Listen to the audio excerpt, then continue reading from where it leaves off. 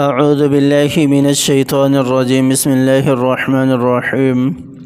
یا ایہا الذین آمنوا لا يحل لكم ان ترثوا النساء کرہا ولا تعضلوهن لتذهبوا ببعض ما آتيتموهن الا ان يأتين بفاحشة مبینہ۔ سورہ النساء کی ان آیات کے اندر اللہ تعالیٰ نے عورتوں سے متعلق کچھ احکامات نازل فرمائے ہیں کہ عورتوں کے ساتھ تم نے کس طرح کے رویہ رکھنے ہیں، عورتوں کے ساتھ جبر و تشدد ہے یا اس کی ممانعت ہے۔ ان آیات کے اندر اللہ تعالیٰ نے اس چیز کو واضح کیے ہے۔ فرمایا یا ایھا الذین آمنوا لا یحل لکم ان ترثوا النساء کرہا، اے ایمان والو تم کو یہ بات حلال نہیں ہے، تمہارے لیے یہ جائز نہیں ہے کہ عورتوں کے تم جبراً مالک بن جاؤ اور جبراً اپنے ماتحت رکھو۔ یہ صحیح نہیں ہے، یہ صحیح نہیں ہے۔ آج کل جیسا کہ ہمارے معاشرے کا سب نہیں کہہ سکتے لیکن اکثریت جو ہے وہ ابھی بھی دیکھ لیں تو کچھ قبیلے جو ہیں وہ جبراً جو ہے وہ کسی عوض کے تحت اپنی بیٹی جو ہے وہ کسی کے ماتحت کر دیتے ہیں، کسی کے نکاح میں دے دیتے ہیں، تو یہ بھی جبراً کی ہی ایک قسم ہے۔ یعنی کہ اپنی بیٹی کو کسی فیصلے کے عوض میں، کسی جرم کے عوض میں یا کسی اور حوالے سے وہ جو اپنی بیٹی بیچ دیتے ہیں یا دے دیتے ہیں، ایسے لوگ بھی اس آیت کے تحت آ جاتے ہیں کہ تم جبراً عورتوں کو جو ہو اپنی ماتحت نہ رکھو۔ تو وہ جو کسی کی بیوی بن رہی ہے تو وہ جبراً ہی اس کی بیوی بن رہی ہے، حالانکہ وہ خوشی سے اس کی بیوی نہیں بن رہی۔ پھر بعد میں اس بیچاری کے ساتھ کس طرح کے معاملات پیش آتے ہیں یہ سب کے اوپر آیا ہے۔ وَلَا تَعْضُلُوهُنَّ لِتَذْهَبُوا بِبَعْضِ مَا آتَيْتُمُوهُنَّ، اور وَلَا تَعْضُلُوهُنَّ، اور عورتوں کو مقید بھی نہ کرو۔ ایسا نہیں کہ نکاح کر لیا، اب وہ جانا چاہ رہی ہے، جان چھڑانا چاہ رہی ہے تو تم اس کو مقید کر کے رکھو۔ لِتَذْهَبُوا بِبَعْضِ مَا آتَيْتُمُوهُنَّ، تاکہ تم لے لو جو کچھ تم نے عورتوں پر خرچ کیا ہے وہ ان سے، اس غرض سے تم ان کو مقید کرو، یہ بھی تمہارے لیے درست نہیں ہے۔ ایسا نہیں کہ تم نے شادی کے بعد بہت زیادہ پیسہ خرچ کیا عورت کے اوپر، جیسا کہ آگے آیت کے اندر آ بھی رہا ہے، پھر اس کے بعد اگر انبن ہو گئی تو اب تم ان کو چھوڑو نہ، آزاد نہ کرو اس وجہ سے کہ میں نے اس کے اوپر مال خرچ کیا ہے تو اب مال میرا مجھے مل جائے تو اس کے بعد ہی اس کو چھوڑوں گا۔ آج کل ہمارے جو ایجوکیٹڈ طبقہ خود کو کہلانے والا ہے، جو اسلام سے دور ہے، جو اسلام سے دور ہے، ان کے ہاں اس طرح کے معاملات پیش آتے ہیں کہ شادی کے وقت وہ بڑی بڑی شرائط لکھوا لیتے ہیں، لیکن بعد میں انبن ہوتی ہے تو اس وقت پریشان ہوتے ہیں، اس وقت نہ وہ آزاد چھوڑ رہا ہوتا ہے اس کو، نہ وہ چھوڑ رہا ہوتا ہے، وہ کہتا ہے کہ ہمارے شرائط پورے کیے جائیں، وہ کہتا ہے کہ ہماری شرائط پوری کی جائیں، حالانکہ یہ صحیح نہیں ہے۔ وَلَا تَعْضُلُوهُنَّ لِتَذْهَبُوا بِبَعْضِ مَا آتَيْتُمُوهُنَّ، عورتوں کو مقید نہیں کر سکتے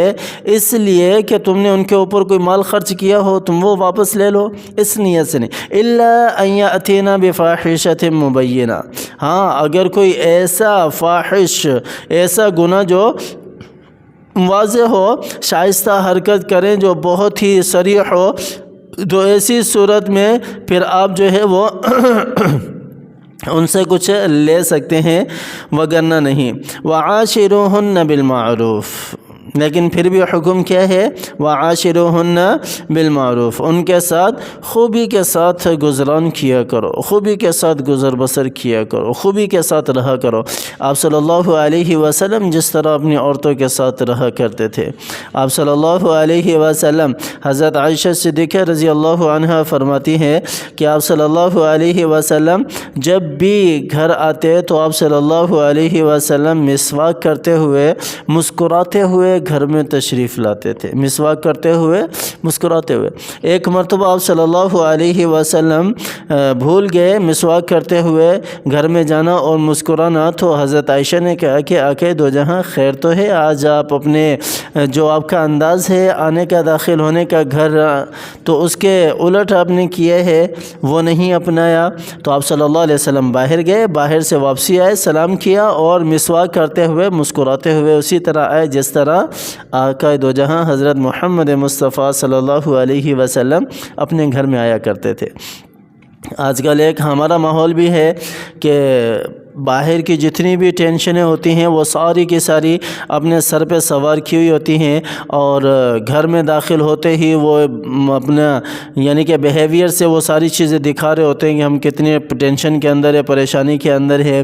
تو ہماری عورتوں کا بھی کچھ عمل دخل ہے اس کے اندر، اور ہماری عورتوں کو بھی چاہیے کہ اپنے شوہروں کے لیے وہ بن سج کر رہیں۔ جیسے گھر میں شوہر آئے تو سب سے پہلے اس کے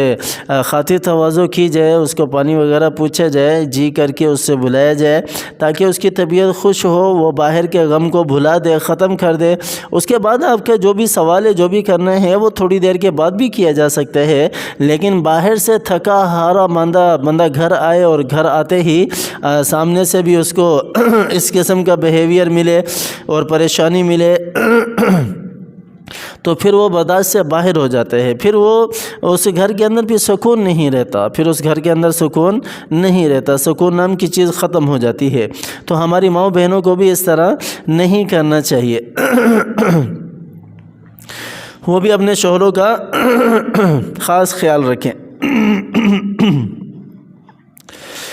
لیکن میں مردوں سے بھی یہی کہوں گا کہ گھر جاتے وقت ان کو بھی چاہیے کہ وہ اپنی بھی ساری کی ساری پریشانیاں باہر چھوڑ کر جایا کریں، اپنے ساتھ گھر لے کر نہ جایا کریں، اور نہ ہی گھر پہ شیئر کیا کریں۔ اس سے گھر والے بھی زیادہ پریشان ہوتے ہیں، عورت ذات تو ویسے ہی کمزور ہے، اس نے زیادہ ہی پریشان ہونا ہے، وہ پریشان ہوتی ہے، پھر آپ اور بھی زیادہ پریشان ہوتے ہو کہ یہ کیا ہو گیا، باہر تو پریشانی تھی ہی تھی، اب گھر میں بھی ہو گئی ہے۔ عاشروہن بالمعروف، ان کا خیال رکھو، ہر طرح سے بیوی کا خیال رکھو، ان کے ساتھ خوش اسلوبی کے ساتھ پیش آؤ، اور ان کے ساتھ اچھا برتاؤ کرو، نرم بات کہو، نیک سلوک کرو، اپنی حالت بھی جو ہے وہ اپنی طاقت کے مطابق اچھی رکھو، جیسا کہ اور جگہ اللہ تعالیٰ نے ارشاد فرمایا وَلَهُنَّ مِثْلُ الَّذِي عَلَيْهِنَّ بِالْمَعْرُوفِ، یعنی جیسے تمہارے حقوق ان پر ہیں، ان کے حقوق بھی تم پر ہیں، ان کے حقوق بھی تم پر ہیں۔ رسول اللہ صلی اللہ علیہ وسلم فرماتے ہیں کہ تم میں سب سے بہترین شخص نہ بتاؤں کون ہے؟ تم میں سے سب سے بہترین شخص وہ ہے جو اپنے گھر والی کے ساتھ سب سے بہتر سلوک کرنے والا ہے، جو اپنے گھر والی کے ساتھ سب سے بہترین سلوک کرنے والا ہے۔ ہمارے یہاں کیا ہوتا ہے، ہمارے یہاں عورتوں کو دبا کر رکھا جاتا ہے، یہ سراسر غلط ہے، یہ سراسر غلط ہے، اس طرح نہیں ہونا چاہیے۔ جہاں سننے کی یعنی اس کی بات سننا جائز ہے تو اس کی بات کو سنا بھی جائے، اور جہاں سمجھ رہے ہو کہ یہ غلط ہے تو پھر اس کو منع بھی کیا جائے۔ فَإِن كَرِهْتُمُوهُنَّ فَعَسَىٰ أَن تَكْرَهُوا شَيْئًا وَيَجْعَلَ اللَّهُ فِيهِ خَيْرًا كَثِيرًا، پھر اللہ تعالیٰ کی ذات ارشاد فرما رہی ہے کہ تم انہیں ناپسند کرتے ہو، فَعَسَىٰ أَن تَكْرَهُوا شَيْئًا، قریب ہے کہ تم ایسی چیز کو ناپسند کر رہے ہو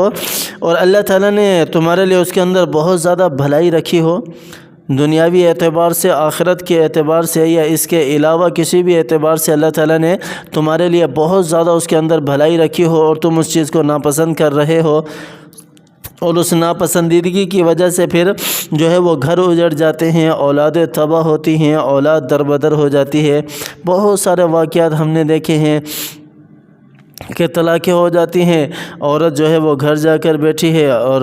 بچے جو ہیں اگر عورت کے پاس جاتے ہیں تو وہاں پر ان کو کوئی اچھی نظر سے دیکھنے والا نہیں ہے، اگر شوہر کے پاس رکتے ہیں تو شوہر ظاہر سی بات ہے اس نے کام پر بھی جانا ہے، وہ اس کی صحیح سے دیکھ بھال نہیں کر سکتا، تو بچے بیچارے جو ہے نا وہ رل جاتے ہیں، اور اس کے بعد پھر انہیں بھی دکھ ہوتا ہے، افسوس ہوتا ہے کہ یہ ہم کیا کر بیٹھے ہیں، لیکن اس وقت پانی سر کے اوپر سے گزر چکا ہوتا ہے، پانی سر کے اوپر سے گزر چکا ہوتا ہے۔ بچے بیچارے جو ہیں وہ یتیم ہو جاتے ہیں، وہ رل جاتے ہیں، یتیم تو نہیں ہوتے، یتیم تو مرنے کے بعد ہوتے ہیں بیچارے، لیکن وہ رل جاتے ہیں، یتیموں سے بھی بری حالت ان کی ہو جاتی ہے ایسی صورت کے اندر، ایسی کنڈیشن کے اندر، ہر طرف سے انہیں دھکے ہی دھکے مل رہے ہوتے ہیں۔ تو ایسا نہ ہو، اپنی زندگی کو قرآن کے مطابق بنائیں، اپنی زندگی کو قرآن کے مطابق چلانے والا بنائیں، قرآنی احکامات کو سامنے رکھ کر اللہ تعالیٰ نے ہر حکم جو ہے وہ ہمیں بتایا ہے کہ تمہیں کس طرح زندگی بسر کرنی ہے، کس موڑ پر تمہیں کس طرح رہنا چاہیے، کس موڑ پر تمہیں کس طرح رہنا چاہیے۔ تو ہمیں بھی چاہیے کہ ہم قرآن و حدیث کو سامنے رکھ کر آقا دو جہاں حضرت محمد مصطفیٰ صلی اللہ علیہ وسلم کی سیرت کو سامنے رکھ کر زندگی بسر کرنے والے بنیں۔ اپنی مرضی کی زندگی بسر نہ کریں۔ اپنی مرضی کی زندگی بسر کریں گے تو پھر ہمارے سامنے کنویں ہی کنویں ہیں اور کانٹے ہی کانٹے ہیں، پھر ان سے بچنا بہت مشکل ہے۔ اللہ تعالیٰ کی ذات ہمیں سمجھ عطا فرمائے، عمل کرنے کی توفیق عطا فرمائے۔ آمین ثم آمین، وآخر دعوانا ان الحمد للہ رب العالمین۔